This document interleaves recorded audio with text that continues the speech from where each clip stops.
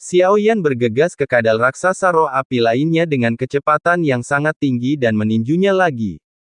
Dalam sekejap, Hongsha mengambil Ziwo Nirvana ke-6. Xiao Yan membunuh kadal raksasa roh api terlalu cepat, dan King Teng tidak bisa menangkapnya sama sekali. Kemudian Xiao Yan membunuh yang ketiga dan mendapatkan Ziwo ke-7, api ungu Nirvana. Pada saat ini, King Teng masih terjerat. Dalam situasi ini, Xiao Yan membuat langkah yang menentukan. Itu meledak dalam sekejap, dan sebelum King Teng bisa bereaksi, Ziwo ke-8 ditelan oleh Xiao Yan lagi. Sebanyak 5 kadal raksasa roh api muncul. Mereka semua musnah dalam sekejap, tetapi ledakan diri mereka masih sangat berbahaya, tetapi tubuh Xiao Yan terlalu kuat. Dia sama sekali tidak takut dengan keterampilan hebat saudaranya. Dia hanya di tingkat ketiga, tetapi dia masih memiliki tubuh abadi yang legendaris. King Teng tidak marah. Dia tersenyum dengan tekun, dan sulit untuk mengatakan apa yang sebenarnya dia pikirkan. Setelah mengatasi bahaya, keduanya kembali ke tim. King Wuya sedikit mengernyit. Kakak tertua bersekongkol untuk membunuhnya, dan dia bahkan berani merebut Ziwo milik kakak tertua.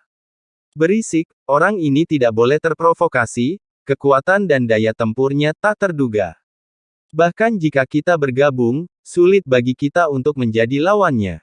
Biarkan aku mengamati sebentar. Jika kita tidak bisa membunuhnya, kita hanya bisa memenangkannya untuk sementara. King Teng dan King Wuya berkomunikasi satu sama lain melalui jiwa mereka. Setelah dimakan dan diminum, King Wuya berhenti berbicara.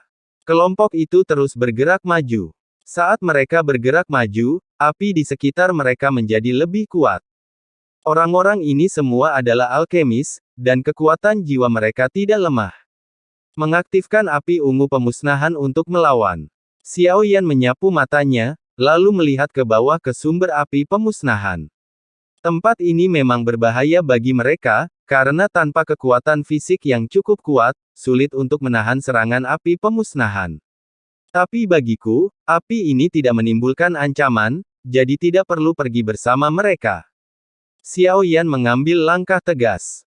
Ia memilih untuk meninggalkan tim dan tidak lagi bergegas maju, melainkan bergegas ke kedalaman laut api penyucian yang membara. Tidak mudah untuk melewati tempat ini. Xiao Yan berencana untuk pergi ke kedalaman itu untuk mencari tahu. Saudaraku, tunggu sebentar. Ini tempat yang sangat berbahaya di mana kekuatan penghancur terkonsentrasi.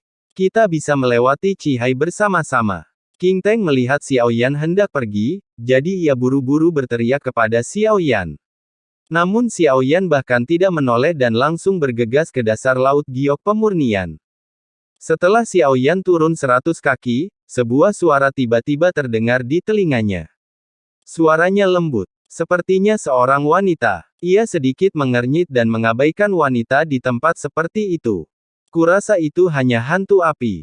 Api pemusnahan di sini memang lebih kuat. Ini tempat yang bagus untuk memotong tubuhnya. Klon Yuan Shen terbang keluar. Ia membuka jalan bagi tubuh asli di depan dan dapat bereaksi lebih awal terhadap bahaya apapun. Tempat di mana api berkumpul di bawah semakin kuat dan kuat saat mendekat. Tubuh asli mulai meledak, dan hanya klon yang masih bisa menahannya. Sebenarnya ada napas di bawah. Mungkinkah memang ada sesuatu? Namun Xiao Yan tidak langsung masuk. Sebaliknya, ia berhenti bergerak maju dan langsung duduk. Tubuhnya ambruk dan pulih. Xiao Yan merasakan kekuatan penghancur yang terkandung dalam api di sekitarnya. Jika itu api biasa, itu tidak akan menyebabkan kerusakan atau bahaya apapun pada lagu Yuan Shen 9 bintangnya. Hanya api Jimian ini, bahkan api yang dipancarkannya, memiliki kekuatan yang begitu mengerikan. Jika memang asal-usulnya, Xiao Yan bahkan meragukan apakah klon Gujing Yuan Shen miliknya ditambah kekuatan fisik tubuh aslinya mampu mendukungnya. Xiao Yan hanya memejamkan mata dan perlahan merasakan kekuatan ini, merasakan aturan-aturan menghancurkan segalanya. Jadi setelah kehancuran tanpa akhir, segalanya menjadi sia-sia. Xiao Yan bingung, jadi ia terus membiarkan api pemusnahan di sekitarnya menghancurkan tubuhnya, merasakan untaiannya menyatu dengan tubuhnya, lalu meledak, seolah-olah akan menelannya. Namun, kekuatan ini datang begitu saja, dan seolah tak berubah, ia mengerahkan kekuatannya hingga batasnya. Menghancurkan semua yang disentuhnya. Ini adalah aturan yang ekstrim, mendominasi dan manis. Apa efeknya jika aku mengaktifkan api ungu kepunahan? Xiao Yan belum menggunakan api ungu kepunahan. Sekarang ia memiliki 8 di dantiannya. Untungnya, ia bisa mengaktifkannya sekali seumur hidup. Api yang bertransformasi dari api kepunahan menyapu tubuh Xiao Yan, dan api yang melahap itu langsung bertabrakan dengan api di sekitarnya. Kedua api yang mendominasi itu seharusnya berasal dari sumber yang sama, tetapi mereka justru bertabrakan dan meledak. Apakah kehancuran berarti menghancurkan segalanya, bahkan diri sendiri? Mata Xiao Yan menyipit, dan ia mengambil kembali api ungu kehancuran. Karena saat ini, ia mengerti mengapa orang-orang ini dengan panik mengumpulkan api ungu kehancuran, karena api ungu ini tidak akan selalu ada setelah diperoleh. Sebaliknya, ia akan menghabiskan sebagiannya setiap kali diaktifkan. Hingga akhirnya menghilang. Begitulah adanya. Jika api ungu kehancuran tidak cukup, orang-orang ini tidak akan sanggup menyelam lebih dalam. Saudaraku, masuklah, jangan berlama-lama di luar, aku punya barang bagus yang kau inginkan di sini. Stagnasi anti-inflamasi tampaknya membuat keberadaan di kedalaman menjadi tidak sabar. Suara itu kembali terdengar di telinga Xiao Yan. Xiao Yan mengabaikannya dan terus memahami aturan kehancuran seolah-olah ia tidak mendengarnya. Api pertama ini tidak mudah didapatkan, tubuh jiwa cermin kuno adalah fondasinya, tetapi itu sama sekali bukan kunci untuk mendapatkan api peringatan. Untuk mendapatkan api ini, Xiao Yan merasa lebih penting untuk menemukan jalannya, terlebih dahulu memahami orang-orang dan segala sesuatu, dan aturannya mungkin lebih menjanjikan. Setelah sekitar sebatang dupa, api di sekitarnya tiba-tiba menjadi ganas. Mereka semua melonjak ke arah Xiao Yan, seolah-olah seseorang mengendalikan kekuatan ini. Xiao Yan segera mundur, dan api menyebar ke kedua sisi dalam sekejap.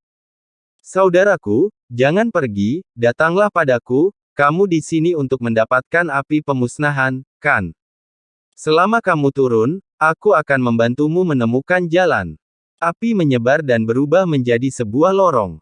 Itu mengarah langsung ke dasar yang dalam, di mana ada sosok yang indah, dan dapat dilihat bahwa itu adalah seorang wanita.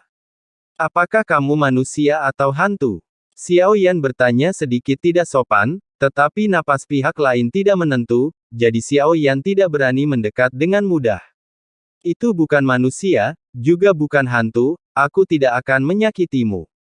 Ayo, ayo, asalkan kamu datang. 10 api ungu pemusnahan ini semuanya diberikan kepadamu. Suara wanita itu keluar perlahan, dan Xiao Yan masih tidak tergerak. Api ungu penghancuran kerongkongan sungguh tidak menarik baginya untuk mengambil risiko. Setelah mengatakan ini, Xiao Yan menarik diri dan hendak berjalan 100 langkah lagi. 100 api pemusnahan muncul di hadapan wanita itu. Xiao Yan memandanginya dan kelopak matanya berkedut. Api-api ini sama sekali bukan api ungu, melainkan hanya mengandung jejak aturan api peringatan. Api-api itu tak bisa membantuku memadamkan api itu. Setelah Xiao Yan berhenti, ia menatap sosok samar di kejauhan. Selalu jaga jarak.